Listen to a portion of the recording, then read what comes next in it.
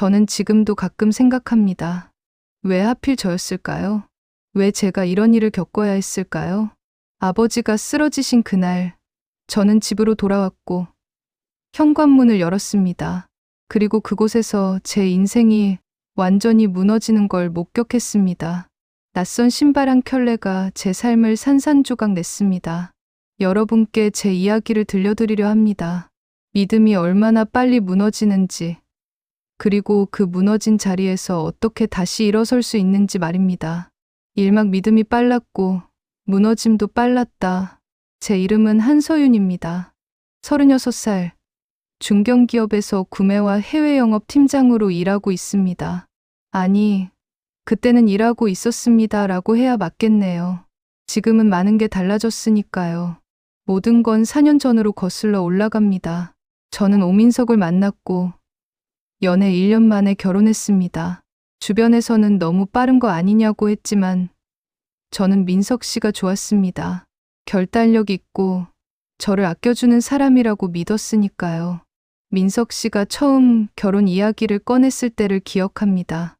한강공원 벤치에 앉아 있었고 봄바람이 불던 날이었습니다. 그가 제 손을 잡으며 말했습니다. 서윤아, 우리 결혼하자. 평생 함께하고 싶어. 저는 놀라서 그를 바라봤고 그는 진지한 눈빛으로 저를 보고 있었습니다. 저는 이렇게 대답했습니다. 정말요? 저도 당신과 함께하고 싶어요. 그는 웃으며 제 손을 더 꽉 잡았습니다. 나 믿어도 돼. 평생 잘해줄게. 약속해. 저는 그 말을 믿었습니다. 의심 없이 온전히 믿었습니다. 그가 저를 사랑한다는 걸, 진심으로 함께하고 싶어 한다는 걸 믿었습니다. 결혼 초기에는 정말 행복했습니다. 우린 맞벌이 부부였고 각자의 일에서 최선을 다했습니다. 저는 해외 출장이 잦았지만 민석 씨는 이해해 줬습니다. 늦은 밤 집에 돌아오면 따뜻한 국이 식탁에 놓여 있었고 메모지에는 이렇게 적혀 있었습니다. 고생했어. 따뜻하게 데워 먹어. 사랑해. 그런 작은 배려들이 저를 행복하게 만들었습니다. 민석 씨도 자주 말했습니다. 일 열심히 하는 내 모습이 좋아. 나도 열심히 할게. 우리 함께 잘 살자. 하지만 그가 변하기 시작한 건 제 아버지 일 때문이었습니다. 아버지는 작은 사업을 하셨는데 2년 전쯤 건강이 안 좋아지셨습니다. 혈압도 높고 당뇨도 있으셨고 무엇보다 스트레스가 심하셨습니다. 그래서 아버지는 사업을 정리하기로 결심하셨고 민석 씨에게 거래처 몇 곳을 소개해 주셨습니다. 민석이, 내가 맡아서 해봐. 거래처들은 내가 다 소개해 줄게. 민석 씨는 기뻐했고 프랜차이즈 물류대행과 온라인 셀러를 운영하는 작은 법인을 맡게 됐습니다. 겉으로 보기엔 그럴듯했고 민석 씨는 대표가 됐습니다. 저는 민석 씨가 새로운 기회를 잡았다고 생각하며 응원했습니다. 그런데 그때부터였습니다. 민석 씨가 바빠지기 시작한 건, 서윤아, 오늘 회사 일이 있어서 늦을 것 같아. 미안. 거래처 미팅 때문에 주말에도 나가야 해. 오늘은 야근해야 할 것 같아. 먼저 자. 저는 이해했습니다. 새로 사업을 시작했으니 바쁠 거라고 생각했으니까요. 민석 씨를 믿었고 그가 우리의 미래를 위해 열심히 일한다고 생각했습니다. 그리고 민석 씨는 자주 한 사람을 언급하기 시작했습니다. 운영 매니저가 있어서 다행이야. 실무는 거의 다 맡겨. 나리가 일을 정말 잘해. 덕분에 내가 좀 편해. 나리가 오늘 거래처 미팅 잘 마무리했어. 진짜 능력 있어. 유나리, 29살, 민석 씨 회사의 운영 매니저였습니다. 저는 그저 일 잘하는 직원이겠구나 생각했습니다. 의심할 이유가 없었으니까요. 하지만 지금 생각해보면 그때부터 이미 징조가 있었습니다. 민석 씨가 집에 있는 시간이 점점 줄어들었고 전화를 받을 때면 자리를 피했습니다. 회사 일이야. 나가서 받을게. 시끄러워서 못 들어. 밖에서 받을게. 그리고 주말에도 자주 나갔습니다. 오늘 재고 점검해야 해. 거래처 사장님이 골프 치자는데 안 갈 수가 없어. 저는 그럴 수도 있다고 생각했습니다. 일이 바쁘니까, 사업 초기니까, 열심히 하는 거니까, 그렇게 스스로를 납득시켰습니다. 그러던 2024년 10월 12일, 토요일 오후 2시였습니다. 제 어머니에게서 전화가 왔습니다. 목소리가 떨리고 있었습니다. 서윤아, 아빠가 갑자기 쓰러졌어. 지금 구급차 타고 병원 가는 중이야. 빨리 와. 그 순간 제 머릿속이 하얘졌습니다. 아버지가 쓰러지셨다고요? 저는 허겁지겁 옷을 챙겨 입고 현관으로 달려갔습니다. 손이 떨렸고 숨이 막혔고 눈물이 핑 돌았습니다. 현관문을 열려는데 문득 깨달았습니다. 지갑을 안 가져왔다는 걸. 택시를 타려면 돈이 필요했고 카드도 지갑 안에 있었습니다. 저는 다시 집 안으로 뛰어들어갔습니다. 가방을 뒤져 지갑을 찾아 들고 다시 현관으로 향했습니다. 그리고 현관문을 열었습니다. 그때였습니다. 제 발이 멈췄습니다. 현관 바닥에 놓인 신발 한 켤레가 눈에 들어왔습니다. 남성용 로퍼였습니다. 검은색, 광택 나는 가죽. 민석 씨 것이 아니었습니다. 민석 씨는 운동화를 신고 나갔습니다. 이 신발은 처음 보는 신발이었습니다. 심장이 쿵 하고 내려앉았습니다. 안쪽에서 인기척이 들렸습니다. 누군가의 목소리, 작게 웃는 소리. 누군가 있었습니다. 제 집에 제가 모르는 누군가가 있었습니다. 저는 그 순간 모든 게 무너지는 걸 느꼈습니다. 이막 낯선 여자, 그리고 무너지기 시작한 진실. 저는 현관에 서서 그 신발을 내려다봤습니다. 검은색 가죽 로퍼. 민석 씨 것이 아니었습니다. 그렇다면 누구 것일까요? 안쪽에서 소리가 들렸습니다. 급히 움직이는 발소리, 무언가 찾는 듯한 소리. 저는 천천히 안으로 들어갔습니다. 거실을 지나 안방 쪽으로 걸어가는데 방문이 열렸습니다. 그리고 한 여자가 나왔습니다. 긴 머리를 풀어헤친 여자. 옷매무새를 급히 여미고 있는 여자. 저는 그 얼굴을 알아봤습니다. 유나리였습니다. 저는 그 자리에 얼어붙었습니다. 유나리도 저를 보더니 눈이 커졌습니다. 사모님, 왜 여기? 저는 목소리를 겨우 냈습니다. 여긴 어떻게 들어왔어요? 유나리는 잠깐 당황하는 듯 했지만 곧 표정을 가다듬었습니다. 대표님이 급한 자료를 찾으라고 하셔서요. 출입 비밀번호를 알려주셔서 들어왔습니다. 자료요? 우리 집에 회사 자료가 있을 리 없었습니다. 민석 씨는 절대 집에 일을 가져오지 않았으니까요. 저는 유나리를 똑바로 쳐다봤습니다. 무슨 자료요? 여기 회사 자료 같은 건 없는데요. 유나리가 빠르게 대답했습니다. 계약서요. 대표님이 집에 보관해 두신 계약서가 급하게 필요하다고 하셔서요. 찾아보고 있었습니다. 그녀는 가방을 챙기며 현관 쪽으로 걸어갔습니다. 빨리 나가야 해서요. 실례했습니다. 저는 그녀의 팔을 잡으려 했지만 그녀는 재빨리 문을 열고 나갔습니다. 복도로 사라지는 그녀의 뒷모습을 보며 저는 무언가 단단히 잘못됐다는 걸 느꼈습니다. 하지만 지금은 아버지가 더 급했습니다. 저는 황급히 집을 나섰고 택시를 잡아 타고 병원으로 향했습니다. 택시 안에서 손이 떨렸습니다. 아버지 걱정 때문이기도 했지만 방금 본 장면이 머릿속에서 떠나지 않았습니다. 유나리가 왜 우리 집에 있었을까요? 정말 자료를 찾으러 온 걸까요? 그럼 왜 그렇게 당황했을까요? 병원에 도착했을 때는 오후 2시 40분이었습니다.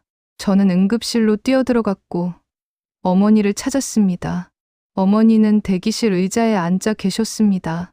얼굴이 창백했고 눈이 빨갛게 부어 있었습니다.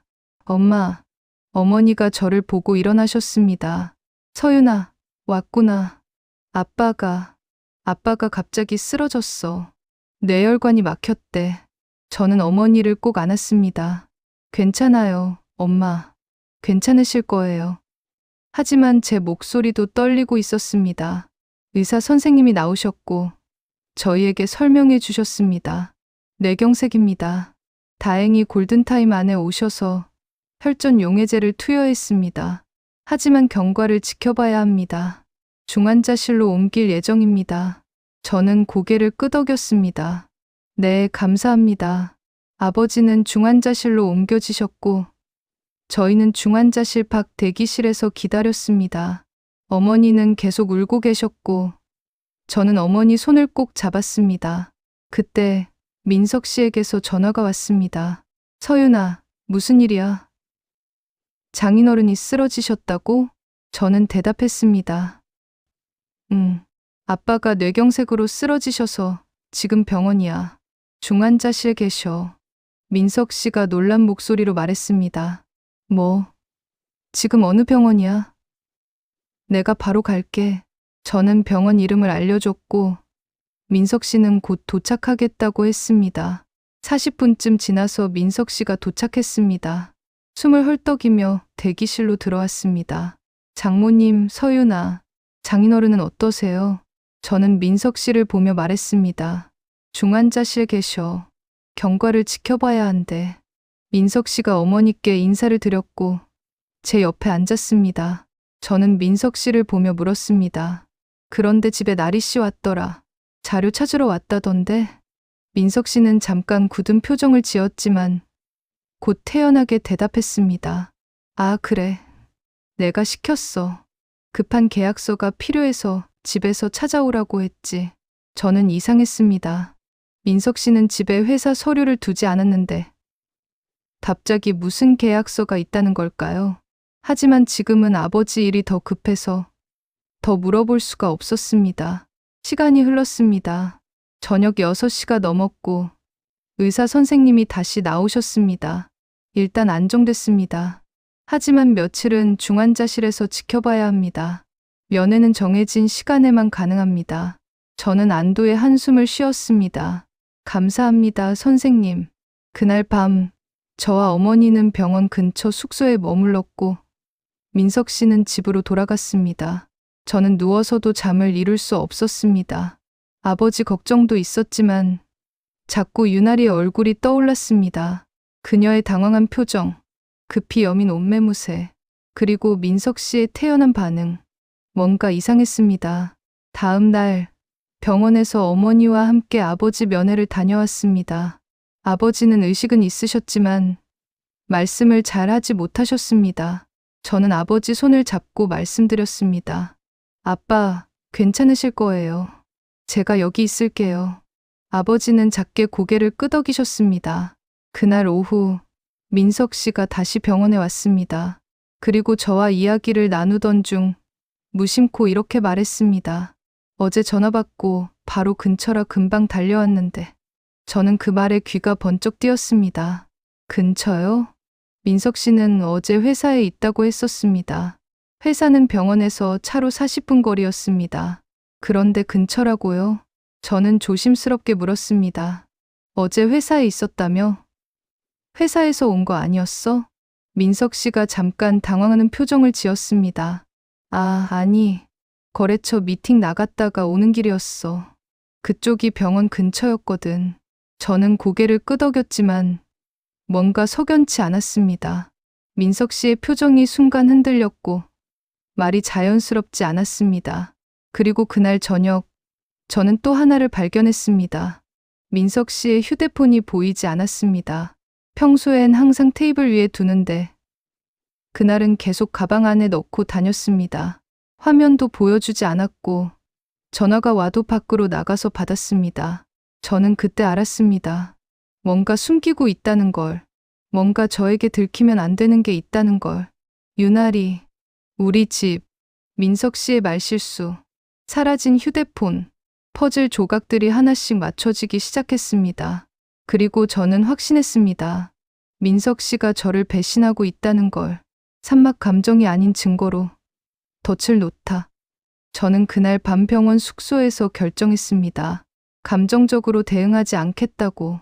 당장 민석 씨를 다그치지 않겠다고. 왜냐하면 저는 알고 있었습니다.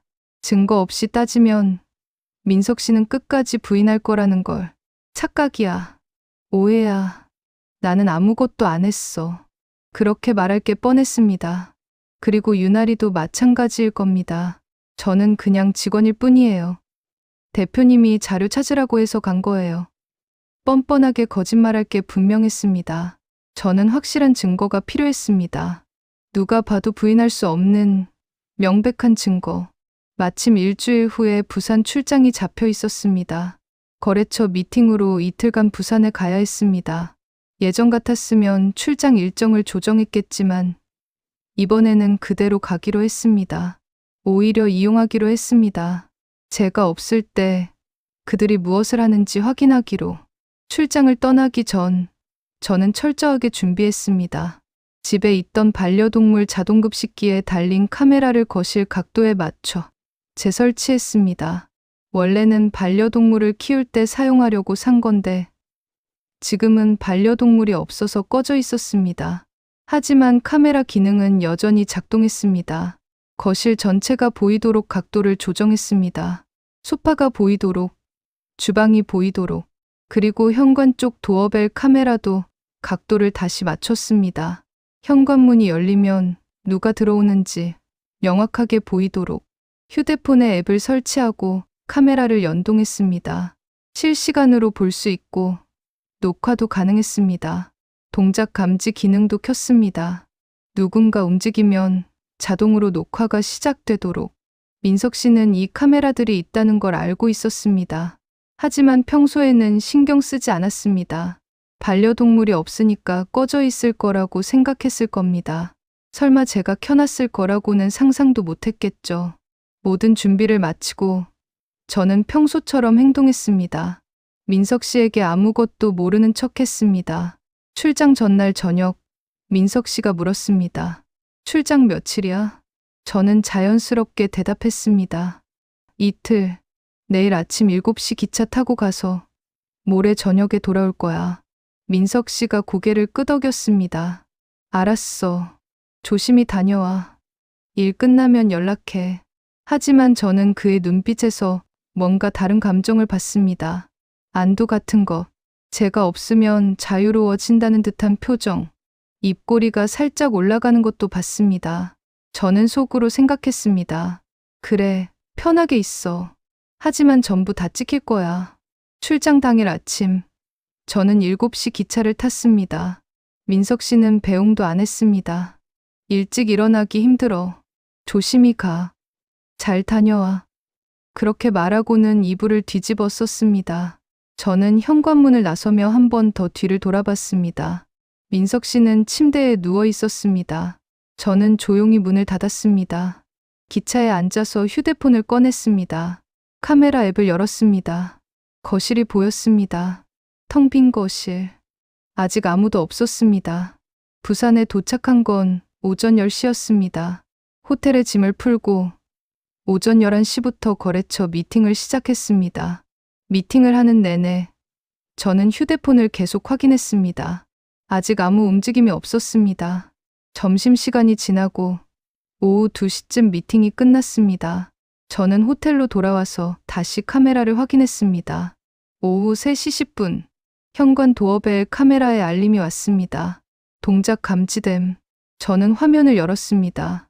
민석 씨가 현관문을 열고 들어오고 있었습니다. 그런데 혼자가 아니었습니다. 유나리가 함께 있었습니다. 둘은 자연스럽게 현관으로 들어왔습니다. 마치 수없이 반복했던 것처럼 익숙한 동작으로 유나리가 신발을 벗으며 웃고 있었습니다. 민석 씨가 그녀의 어깨에 손을 얹으며 뭔가 말했습니다. 유나리가 고개를 끄덕이며 안으로 들어갔습니다. 저는 거실 카메라로 화면을 전환했습니다. 둘은 소파에 앉았습니다. 가깝게, 너무 가깝게. 민석 씨가 유나리에게 뭔가 말했고 유나리가 웃으며 대답했습니다. 민석 씨가 유나리의 어깨를 감싸 안았습니다. 유나리가 민석 씨의 가슴에 얼굴을 묻었습니다. 저는 휴대폰을 쥔 손이 떨렸습니다. 숨이 막혔습니다. 눈물이 핑 돌았습니다. 하지만 저는 카메라를 끄지 않았습니다. 저는 봐야 했습니다. 전부 다 봐야 했습니다. 녹화 버튼을 눌렀습니다. 화면 캡처도 했습니다. 영상이 저장됐습니다. 클라우드에도 자동으로 백업되도록 설정했습니다. 시간이 흘렀습니다. 오후 4시, 민석 씨가 주방으로 갔습니다. 냉장고를 열고 뭔가 꺼냈습니다. 와인이었습니다. 우리가 결혼 기념일에 마시려고 아껴뒀던 와인. 민석 씨가 와인을 따라서 유나리에게 건넸습니다. 둘은 와인잔을 부딪혔습니다. 그리고 마셨습니다. 저는 그 장면을 보며 입술을 깨물었습니다. 피가 날 정도로. 오후 5시, 민석 씨와 유나리는 계속 소파에 앉아 있었습니다. 대화하고 웃고 서로를 안고. 저는 모든 장면을 녹화했습니다. 한 장면도 놓치지 않았습니다. 오후 6시, 유나리가 일어나서 현관 쪽으로 갔습니다. 나가는 건가 싶었는데 아니었습니다. 가방에서 뭔가 꺼냈습니다. 옷이었습니다. 그녀는 옷을 갈아입었습니다. 우리 집에서 저는 더 이상 보고 싶지 않았습니다. 하지만 녹화는 계속됐습니다. 자동으로. 오후 7시, 민석 씨가 배달 음식을 시켰습니다. 음식이 도착했고 둘은 함께 먹었습니다. 우리 집 식탁에서, 우리 집 그릇으로. 저는 그때 결심했습니다. 이혼하겠다고. 이 사람과는 더 이상 같이 살 수 없다고. 오후 8시, 민석 씨에게서 전화가 왔습니다. 저는 심호흡을 하고 전화를 받았습니다. 서윤아, 저녁 먹었어? 목소리는 평소처럼 자연스러웠습니다. 저는 평소처럼 대답했습니다. 응, 먹었어. 너는? 민석 씨가 말했습니다. 나도 먹었어. 집에서 라면 끓여 먹었어. 거짓말이었습니다. 저는 봤습니다. 유나리와 함께 배달 음식 먹는 걸. 치킨이었습니다. 저는 억지로 웃으며 말했습니다. 그래, 나 내일 저녁에 들어갈게. 민석 씨가 대답했습니다. 알았어. 일 잘하고 잘 자. 전화를 끊고 저는 휴대폰을 내려놨습니다. 그리고 울었습니다. 소리 없이. 하지만 오래 울지는 않았습니다. 울 시간이 없었습니다. 증거를 확보해야 했으니까요. 저는 다시 카메라를 확인했습니다. 녹화된 영상을 정리했습니다. 파일명을 정했습니다. 2024년 10월 19일 증거 1. 그리고 클라우드에 백업했습니다. 삭제되지 않도록. 누가 뭐래도 사라지지 않도록. 다음 날도 마찬가지였습니다. 저는 미팅을 마치고 일부러 민석 씨에게 연락했습니다. 회사에서 급한 일이 생겨서 야근해야 할 것 같아. 내일 아침 일찍 기차 타고 갈게. 민석 씨는 너무 쉽게 대답했습니다. 그래. 그럼 무리하지 말고 푹 쉬어. 조심히 와. 그리고 그날 밤, 예상대로였습니다. 오후 8시 20분, 현관 도어벨 카메라에 다시 알림이 왔습니다. 유나리가 또 왔습니다. 민석 씨가 현관에서 그녀를 맞이했습니다. 포옹했습니다. 키스했습니다. 저는 그 장면도 전부 녹화했습니다. 그날 밤, 저는 모든 영상을 정리했습니다. 시간별로, 날짜별로, 명확하게. 그리고 다음 날 아침, 계획을 세웠습니다. 이제 증거는 충분했습니다. 다음은 행동할 차례였습니다. 저는 서울로 돌아오는 기차 안에서 전화를 걸었습니다. 시아버님께, 아버님, 제가 잠깐만 뵐 수 있을까요? 꼭 드릴 말씀이 있습니다. 시아버님이 조심스럽게 물으셨습니다. 무슨 일이냐? 민석이한테 무슨 일 있니? 저는 잠시 망설이다가 대답했습니다. 전화로는 말씀드리기 어렵습니다. 직접 뵙고 말씀드리고 싶습니다. 민석 씨 회사 일과도 관련이 있고 가족 일과도 관련이 있습니다. 시아버님은 잠시 침묵하시더니 말씀하셨습니다. 알았다. 오늘 오후에 우리 집으로 와라. 어머니도 계실 거다. 저는 오후 3시에 시댁을 방문했습니다. 시아버님과 시어머님이 거실에 앉아 계셨습니다. 두 분 모두 심각한 표정이셨습니다. 시아버님이 바로 물으셨습니다. 그래, 무슨 일이냐? 민석이가 뭔 짓을 한 거냐? 저는 심호흡을 하고 휴대폰을 꺼냈습니다. 보여드리는 게 빠를 것 같습니다. 첫 번째 영상을 재생했습니다. 민석 씨와 유나리가 현관으로 들어오는 장면. 시어머님이 손으로 입을 막으셨습니다. 저게 뭐니? 두 번째 영상. 소파에 앉아있는 두 사람. 와인을 마시는 장면. 서로를 안고 있는 모습. 시아버님의 얼굴이 굳었습니다. 주먹을 불끈 쥐셨습니다. 세 번째 영상. 키스하는 장면. 시어머님이 울음을 터뜨리셨습니다. 민석이가 어떻게? 저는 조용히 말씀드렸습니다. 이틀 연속입니다. 제가 출장 간 날마다 이랬습니다. 전부 녹화되어 있습니다. 시아버님은 한동안 아무 말씀도 하지 않으셨습니다. 그저 화면을 보고 계셨습니다. 턱을 단단히 깨물고 시어머님이 우시며 제 손을 잡으셨습니다. 서윤아, 미안하다. 우리 민석이가 정말 미안하다. 저는 고개를 저었습니다. 어머님 잘못이 아닙니다. 시아버님이 천천히 입을 여셨습니다. 서윤아, 너 어떻게 할 거냐? 저는 단호하게 대답했습니다. 이혼할 겁니다. 그리고 법적으로 대응할 겁니다. 시아버님이 고개를 끄덕이셨습니다. 그래야지. 당연하다. 저는 잠시 망설이다가 말씀드렸습니다. 아버님, 제가 부탁이 하나 있습니다. 시아버님이 저를 보셨습니다. 말해봐라. 저는 천천히 말씀드렸습니다. 오늘 밤 저랑 함께 집에 가주시겠습니까? 제가 집에 안 간다고 말할 겁니다. 그러면 아마 시아버님이 제 말을 끊으셨습니다. 또 올 거다. 그렇지? 저는 고개를 끄덕였습니다. 네. 그래서 직접 보시면 좋을 것 같습니다. 시아버님이 단호하게 말씀하셨습니다.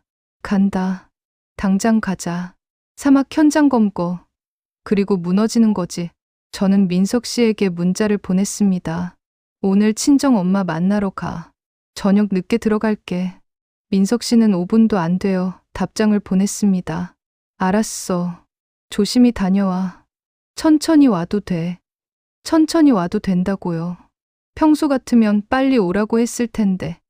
저는 씁쓸하게 웃었습니다. 시댁에서 시아버님과 시어머님이 준비하고 계셨습니다. 시어머님은 계속 우셨고 시아버님은 말없이 차 키를 챙기셨습니다. 가자. 시아버님의 목소리는 차가웠습니다.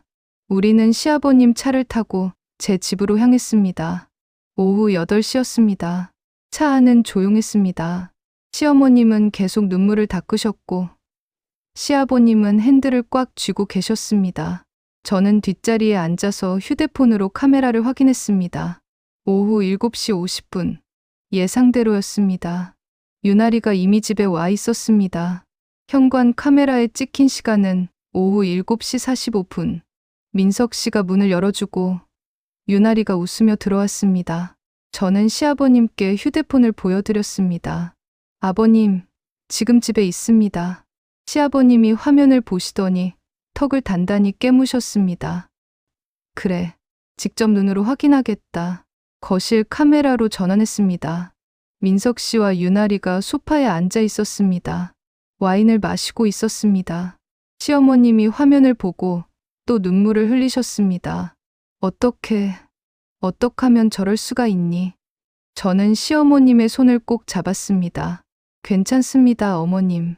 곧 끝날 겁니다. 차가 아파트 주차장에 도착했습니다. 우리는 엘리베이터를 탔습니다. 13층, 14층, 15층. 엘리베이터 안에서 시어머님이 저를 보며 물으셨습니다. 서윤아, 넌 괜찮니? 저는 고개를 끄덕였습니다. 네, 괜찮습니다. 하지만 사실은 괜찮지 않았습니다. 손이 떨렸고 심장이 미친 듯이 뛰었습니다. 하지만 참았습니다. 엘리베이터가 17층에 도착했습니다. 우리는 복도를 걸어 제 집 앞에 섰습니다. 현관문 앞. 저는 비밀번호 버튼 앞에 손을 뻗었습니다. 손가락이 떨렸습니다. 시아버님이 제 어깨에 손을 얹으셨습니다. 서윤아, 내가 힘들면 내가 열까? 저는 고개를 저었습니다. 아닙니다. 제가 할게요. 저는 비밀번호를 눌렀습니다. 삐삐삐삐. 딸깍. 문이 열렸습니다. 현관에 신발이 있었습니다. 검은색 여성용 하이힐. 저번에 봤던 바로 그 신발. 그리고 옆에 민석 씨의 슬리퍼. 시어머님이 그 신발을 보고 다리에 힘이 풀리셨습니다. 아. 시아버님이 시어머님을 부축하셨습니다. 정신 차려. 우리가 똑똑히 봐야 해. 저는 천천히 안으로 들어갔습니다.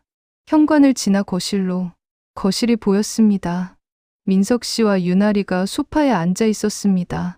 와인잔을 든 채 둘은 서로를 보며 웃고 있었습니다. 우리를 전혀 눈치채지 못했습니다. 민석 씨가 유나리에게 뭔가 속삭였습니다.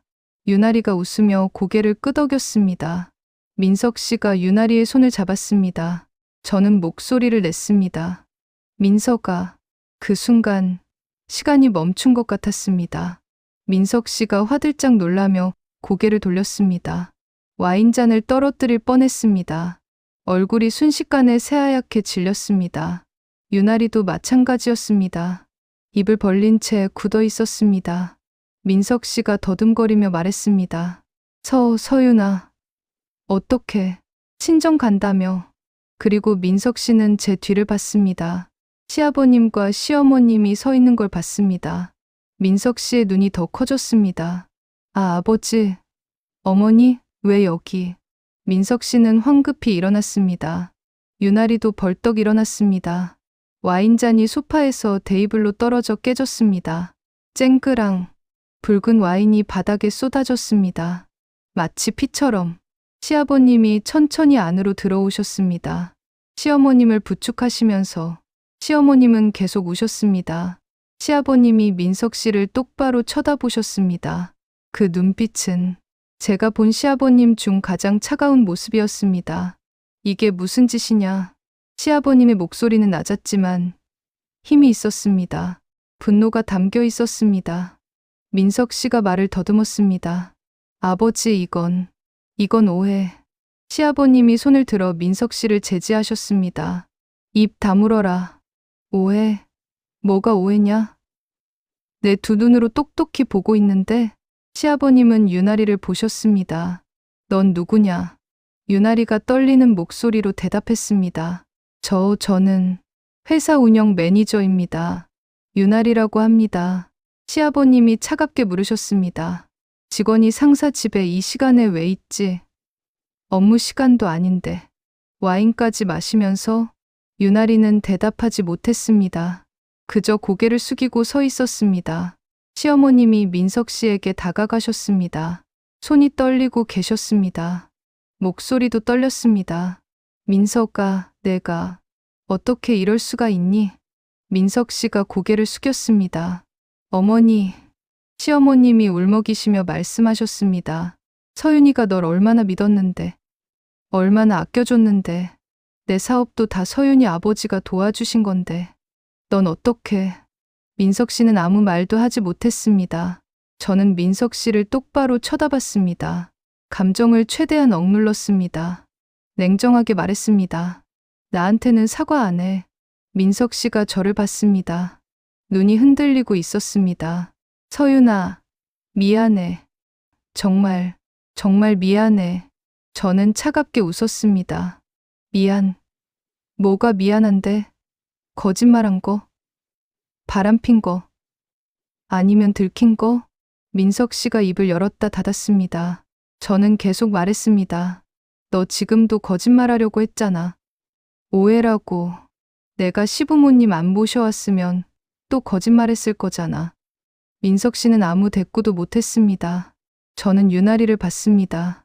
나리 씨. 유나리가 고개를 들었습니다. 얼굴이 창백했습니다. 저는 물었습니다. 나리 씨도 사과할 거 없어요? 남의 집에 무단으로 들어온 거, 남의 남편이랑 바람핀 거. 유나리가 떨리는 목소리로 변명했습니다. 저는 대표님이 괜찮다고 하셔서 저도 저는 그녀의 말을 끊었습니다. 사랑, 유부남이랑 바람피는 게 사랑이에요. 남의 집에 와서 남의 와인 마시는 게 사랑이에요. 유나리는 입을 다물었습니다. 저는 차갑게 말했습니다. 나리 씨는 직원이잖아요. 상사가 기혼자라는 거 알았죠? 그런데도 이러신 거예요. 유나리가 작은 목소리로 말했습니다. 저도 외로웠어요. 대표님도 외로워 보였고, 저는 그녀의 말을 또 끊었습니다. 외로우면 뭐든 해도 돼요. 남의 가정 파괴해도 돼요. 유나리는 고개를 더 숙였습니다. 시아버님이 민석 씨에게 말씀하셨습니다. 목소리가 차가웠습니다. 민석아, 너 지금 당장 회사 정리해라. 민석 씨가 놀라서 아버지를 봤습니다. 네? 아버지, 그게 무슨... 시아버님이 단호하게 말씀하셨습니다. 내 이름 걸고 소개해준 거래처들 오늘부로 전부 끊는다. 내가 직접 전화해서 거래 중단하겠다고 말하겠다. 민석 씨가 당황해서 말했습니다. 아버지, 그러시면 회사가 어떻게 돌아가요? 거래처 없으면. 시아버님이 차갑게 대답하셨습니다. 그건 내 문제다. 내가 알아서 해라. 사람이 기본도 안 됐는데 대표 자리는 사치다. 신뢰가 없는 놈한테 내 이름 걸 수 없다. 민석 씨의 얼굴이 더 창백해졌습니다. 아버지, 제발 한 번만 용서해 주세요. 시아버님이 고개를 저으셨습니다. 용서? 서윤이한테 용서 받아라. 나는 내가 부끄럽다. 민석 씨가 저를 봤습니다. 서윤아, 제발. 저는 단호하게 말했습니다. 짐 싸. 오늘 밤부터 이 집 나가. 민석 씨가 눈을 크게 떴습니다. 서윤아, 그건 너무... 저는 고개를 저었습니다. 싫어. 변명도 듣기 싫고 얼굴도 보기 싫어. 당장 나가.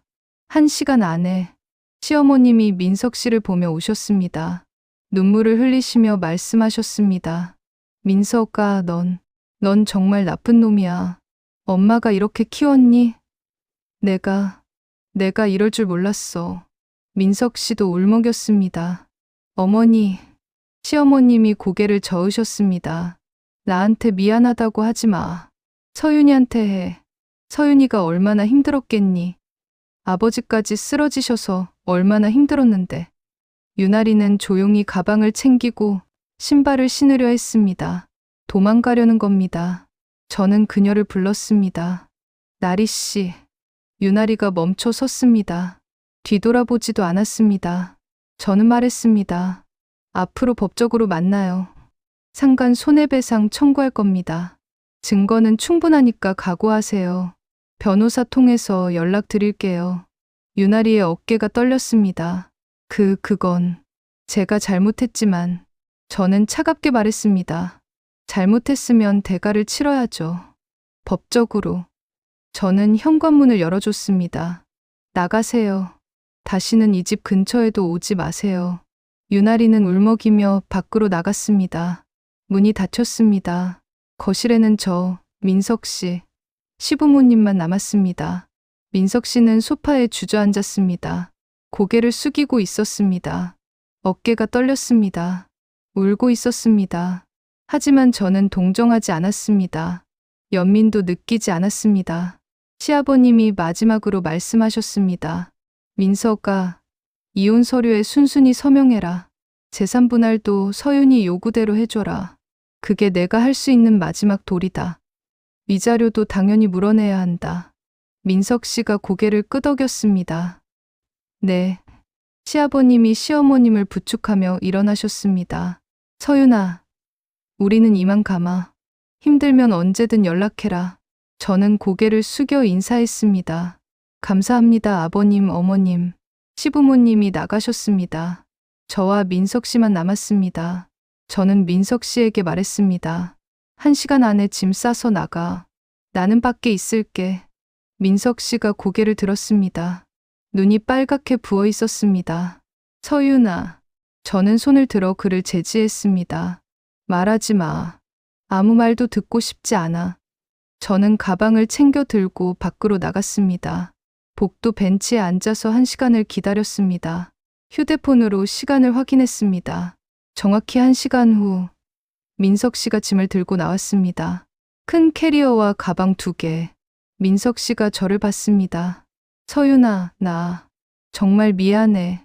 저는 대답하지 않았습니다. 그저 그를 보고만 있었습니다. 민석 씨가 엘리베이터를 탔습니다. 문이 닫혔습니다. 저는 그제야 집으로 들어갔습니다. 거실에는 깨진 와인잔과 쏟아진 와인이 그대로 있었습니다. 저는 그것을 치우지 않았습니다. 소파에 앉았습니다. 그리고 울었습니다. 처음으로 소리 내어 울었습니다. 하지만 오래 울지는 않았습니다. 이제 끝이 아니었습니다. 이제 시작이었습니다. 법적 싸움이 남아 있었습니다. 그리고 저는 이길 것입니다. 반드시 오막 법정에서 마주한 진실, 그리고 응징. 민석 씨가 집을 나간 다음 날, 저는 변호사 사무실을 찾았습니다. 가족법 전문 변호사님이셨습니다. 변호사님께 모든 증거를 보여드렸습니다. 카메라 영상, 녹화 파일, 타임스탬프가 찍힌 모든 자료. 변호사님이 자료를 보시더니 고개를 끄덕이셨습니다. 증거가 아주 확실하네요. 이 정도면 이혼 소송은 문제 없습니다. 상간 손해배상 청구도 충분히 가능하고요. 저는 물었습니다. 얼마나 걸릴까요? 변호사님이 대답하셨습니다. 상대방이 순순히 합의하면 빠를 수 있습니다. 하지만 다투면 6개월에서 1년 정도 걸릴 수 있어요. 저는 각오했습니다. 오래 걸려도 괜찮습니다. 끝까지 갈 겁니다. 변호사님이 미소 지으셨습니다. 좋습니다. 제가 최선을 다해 도와드리겠습니다. 일주일 후 민석 씨에게 이혼 소송 서류가 발송됐습니다. 그리고 유나리에게는 상간 손해배상 청구 서류가 발송됐습니다. 민석 씨에게서 전화가 왔습니다. 서윤아, 우리 꼭 이렇게까지 해야 해. 합의로 끝낼 수 없을까? 저는 차갑게 대답했습니다. 합의, 내가 원하는 조건이 뭔데? 민석 씨가 말했습니다. 위자료는 줄여줄 수 없을까? 지금 회사가 너무 힘들어. 거래처들이 다 끊겨서. 저는 코웃음 쳤습니다. 그건 내 문제야. 내가 자초한 거잖아. 민석 씨가 애원했습니다. 서윤아, 제발. 우리 4년을 같이 살았잖아. 그 정도로 봐줄 수 없어? 저는 단호하게 말했습니다. 4년을 같이 살았으니까 더 배신감이 큰 거야. 합의 따윈 없어.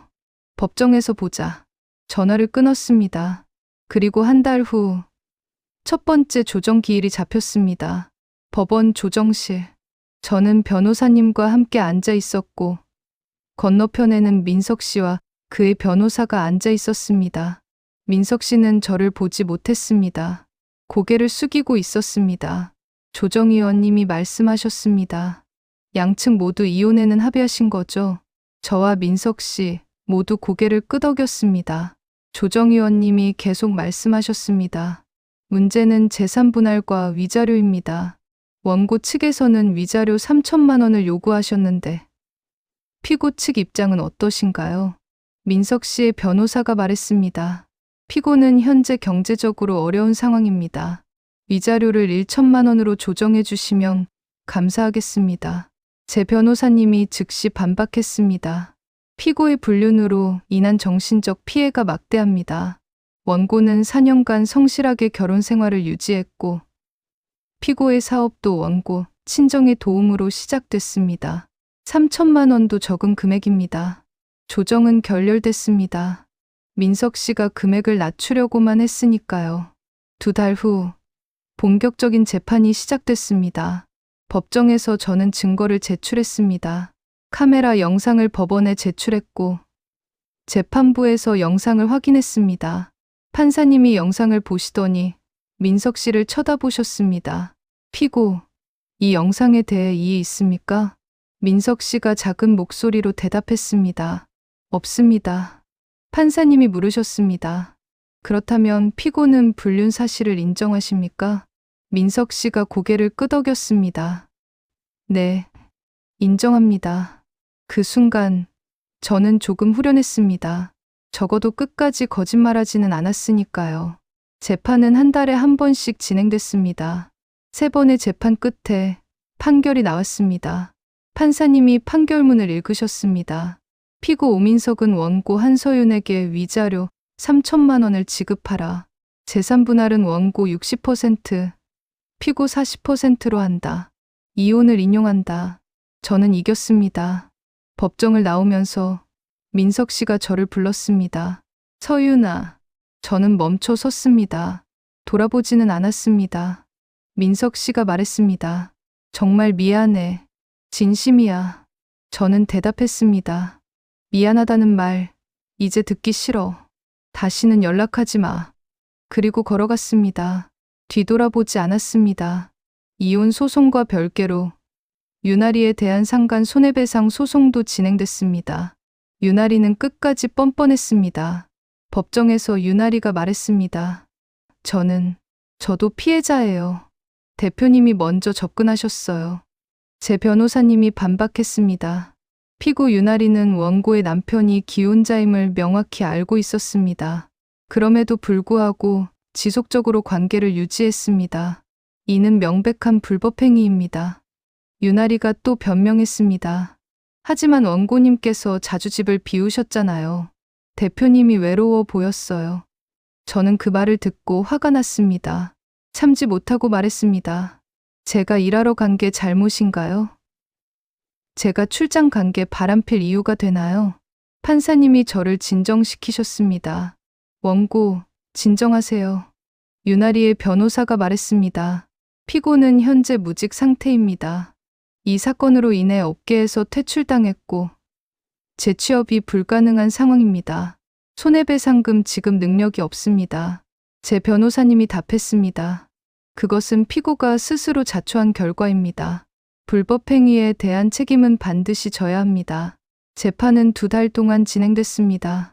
그리고 판결이 나왔습니다. 피고 유나리는 원고 한서윤에게 손해배상금 2천만 원을 지급하라. 유나리는 그 자리에서 울었습니다. 돈이 없는데 어떻게 갚아요? 판사님이 냉정하게 말씀하셨습니다. 그것은 피고가 해결할 문제입니다. 분할 지급도 가능하니 변호사와 상의하십시오. 법정을 나오면서 저는 유나리를 봤습니다. 그녀는 복도 벤치에 앉아 울고 있었습니다. 저는 그녀에게 다가갔습니다. 유나리가 저를 올려다봤습니다. 눈이 빨갛게 부어 있었습니다. 저는 말했습니다. 나리 씨, 마지막으로 할 말 있어요. 유나리가 떨리는 목소리로 물었습니다. 뭔데요? 저는 차갑게 말했습니다. 나리 씨는 저한테 원고님이 자주 집을 비웠다고 했죠. 그래서 대표님이 외로웠다고. 그게 변명이 된다고 생각해요. 유나리는 대답하지 못했습니다. 저는 계속 말했습니다. 나리 씨가 만약 결혼하고 열심히 일하는데 나리 씨 남편이 당신이 자주 집을 비우니까 외로워서 바람 폈어요 라고 하면 어떨 것 같아요? 유나리가 고개를 숙였습니다. 저는 마지막으로 말했습니다. 이제 나리 씨도 알 거예요. 남의 가정을 파괴하는 게 얼마나 큰 죄인지. 다시는 이런 짓 하지 마세요. 그리고 저는 걸어갔습니다. 모든 법적 절차가 끝났습니다. 6개월이 걸렸습니다. 그동안 민석 씨의 회사는 완전히 무너졌습니다. 시아버님이 거래처들에게 전화하셔서 거래를 중단했고 다른 거래처들도 소문을 듣고 하나둘씩 떠났습니다. 민석 씨는 결국 회사를 정리했습니다. 빚만 남았다고 들었습니다. 유나리는 업계에서 완전히 퇴출당했습니다. 이력서를 넣어도 연락이 오지 않았다고 합니다. 소문이 다 퍼진 거죠. 둘은 서로를 원망했습니다. 민석 씨는 유나리에게 내가 너무 들러붙어서 이렇게 됐다고 했다고 합니다. 유나리는 민석 씨에게 당신이 먼저 유혹했잖아요 라고 했다고 합니다. 결국 둘은 서로 등을 돌렸습니다. 함께 무너졌지만 함께 일어서지는 못했습니다. 어느 날 시어머님께 연락이 왔습니다. 서윤아, 민석이가 지금 고시원에 산대. 저는 놀랐습니다. 고시원요? 시어머님이 한숨을 쉬셨습니다. 돈이 없어서, 빚도 많고, 우리도 더 이상 도와줄 수 없어. 민석이가 자기 잘못이니까 자기가 책임져야 한다고 아버지가 단호하게 말씀하셔서 저는 잠시 침묵했습니다. 시어머님이 말씀하셨습니다. 서윤아, 너한테 미안하다. 우리 민석이를 잘못 키운 것 같아. 내가 그렇게 힘들게 법적으로 대응한 것도 이해해. 당연한 거야. 저는 대답했습니다. 어머님 잘못이 아니에요. 그리고 저는 제가 한 선택을 후회하지 않아요. 시어머님이 한참을 우시다가 말씀하셨습니다. 그래, 넌 잘했어. 잘못한 사람이 대가를 치러야 하는 거니까. 전화를 끊고 저는 창밖을 봤습니다. 민석 씨가 고시원에 산다는 게 안쓰럽지는 않았습니다. 그건 그가 자초한 일이었으니까요. 하지만 한편으로는 후련했습니다. 제대로 된 응징이 이루어졌으니까요. 유나리에 대한 소식도 들렸습니다. 친구의 친구를 통해서 유나리는 지금 편의점 아르바이트를 하고 있다고 했습니다. 손해배상금을 갚기 위해 매달 50만 원씩 저에게 송금하고 있었습니다. 40개월을 갚아야 했습니다. 그녀는 결국 혼자가 됐습니다. 민석 씨도 떠났고 주변 사람들도 다 떠났습니다. 저는 그녀에게 연민을 느끼지 않았습니다. 그것도 그녀가 자초한 일이었으니까요. 모든 게 끝났습니다.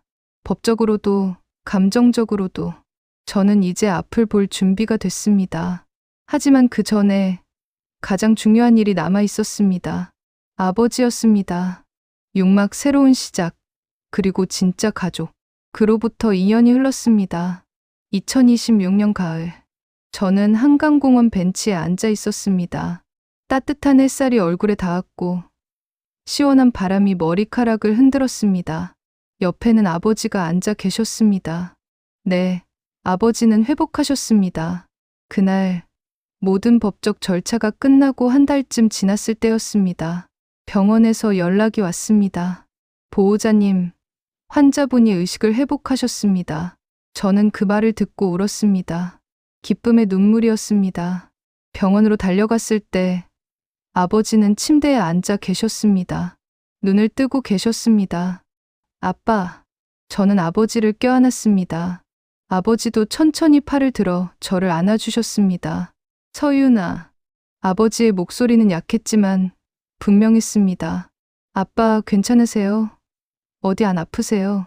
아버지가 고개를 끄덕이셨습니다. 괜찮아. 이제 괜찮아. 의사 선생님이 설명해 주셨습니다. 기적입니다. 뇌경색 환자 중에서 이렇게 회복하는 경우는 드뭅니다. 재활 치료를 꾸준히 하시면 일상생활이 가능할 겁니다. 저는 감사했습니다. 신에게, 의사 선생님들에게, 그리고 포기하지 않고 버텨주신 아버지께. 아버지는 6개월간 재활 치료를 받으셨습니다. 처음에는 걷기도 힘들어 하셨지만 점점 나아지셨습니다. 제가 매일 병원에 갔습니다. 주말에는 아침부터 저녁까지 함께 있었습니다. 아버지가 물으셨습니다. 민석이는 어떻게 됐니? 저는 솔직하게 말씀드렸습니다. 이혼했어요, 아빠. 그 사람이 저를 배신했어요. 아버지가 제 손을 잡으셨습니다. 미안하다, 서윤아. 내가 민석이를 잘못 봤구나. 저는 고개를 저었습니다. 아빠 잘못 아니에요. 저도 몰랐어요. 아버지가 한참을 저를 보시더니 말씀하셨습니다. 서윤아, 넌 강한 아이야. 잘 이겨냈어. 아빠가 자랑스럽다. 그 말을 듣고 저는 또 울었습니다. 아버지가 퇴원하신 건 7개월 후였습니다. 완전히 회복하지는 못했지만 걷고 말하는 데는 문제가 없었습니다. 저는 아버지와 어머니를 모시고 살기로 했습니다. 집을 옮겼습니다. 민석 씨와 살던 그 집은 팔았습니다. 그곳에서는 더 이상 살고 싶지 않았으니까요. 새 아파트를 계약했습니다. 밝고 따뜻한 집, 3룸짜리 아파트였고 한강이 보였습니다. 아버지와 어머니, 그리고 저, 셋이서 살기 시작했습니다. 처음에는 어색했습니다. 혼자 사는 것에 익숙해진 저에게 가족과 함께 사는 게 낯설었습니다. 하지만 점점 익숙해졌습니다. 아침에 일어나면 어머니가 만들어주신 아침밥을 먹었고 저녁에 퇴근하면 아버지가 거실에서 뉴스를 보고 계셨습니다. 다녀왔습니다. 왔어? 힘들었지? 그런 일상이 저를 치유했습니다. 회사 일도 열심히 했습니다. 팀장에서 부장으로 승진했습니다. 더 바빠졌지만 저는 행복했습니다. 일이 끝나면 집으로 돌아갈 가족이 있었으니까요. 주말에는 아버지, 어머니와 함께 한강공원을 산책했습니다. 오늘처럼. 서윤아, 날씨 좋다. 아버지가 말씀하셨습니다. 네, 아빠. 정말 좋아요. 우리는 벤치에 앉아 한강을 바라봤습니다. 강물이 반짝이고 사람들이 자전거를 타고 지나갔습니다. 아버지가 물으셨습니다. 서윤아, 너 요즘 행복하니? 저는 웃으며 대답했습니다. 네, 아빠. 행복해요. 그리고 정말 행복했습니다. 민석 씨 없이도, 아니 민석 씨가 없어서 더 행복했습니다. 가끔 민석 씨 생각이 날 때도 있었습니다. 하지만 후회는 없었습니다. 그저 내가 잘못 선택했구나 하는 생각만 들었습니다. 민석 씨의 소식도 가끔 들렸습니다. 아직도 고시원에 산다고 했습니다. 빚을 갚느라 힘들다고 했습니다. 유나리의 소식도 들렸습니다. 여전히 편의점에서 일한다고 했습니다. 혼자 산다고 했습니다. 저는 그들에게 더 이상 아무 감정도 느끼지 않았습니다. 연민도, 분노도, 아무것도. 그저 각자의 길을 가는구나 하는 생각만 들었습니다. 어느 날 길을 걷다가 민석 씨를 우연히 마주쳤습니다. 지하철역 앞이었습니다. 민석 씨도 저를 봤습니다. 눈이 마주쳤습니다. 민석 씨는 많이 수척해져 있었습니다. 머리도 길어져 있었고 옷도 낡아 보였습니다. 민석 씨가 저를 보고 멈칫했습니다. 인사해야 할지 말아야 할지 망설이는 것 같았습니다. 저는 먼저 걸어갔습니다. 민석 씨를 지나쳐 갔습니다. 뒤돌아보지 않았습니다. 더 이상 그 사람은 제 인생에 없는 사람이었으니까요. 그날 저녁, 집에 돌아와서 어머니가 만들어주신 저녁을 먹었습니다. 아버지는 식탁에서 제게 물으셨습니다. 서윤아, 회사에서 무슨 좋은 일 있었니? 표정이 밝아 보이는데. 저는 웃으며 대답했습니다. 아니요, 아빠. 그냥 좋아요. 이렇게 가족이랑 밥 먹는 게. 아버지도 웃으셨습니다. 그래, 우리 서윤이 이제 진짜 행복하게 살자. 네, 아빠. 그날 밤 저는 침대에 누워서 생각했습니다. 제가 지킨 건 결혼이 아니었습니다. 저 자신이었습니다. 그리고 제 가족이었습니다. 민석 씨와의 결혼은 실패했지만 저는 실패하지 않았습니다. 오히려 더 강해졌고 더 현명해졌습니다. 이제 저는 알았습니다. 진짜 사랑이 뭔지, 진짜 가족이 뭔지. 그건 배신하지 않는 것이고, 힘들 때 함께하는 것이고, 무조건적으로 지지해주는 것이었습니다. 그리고 그런 사람들이 제 곁에 있었습니다. 아버지, 어머니, 그리고 저 자신. 우리는 이제 진짜 가족이었습니다. 몇 년이 더 흘렀습니다.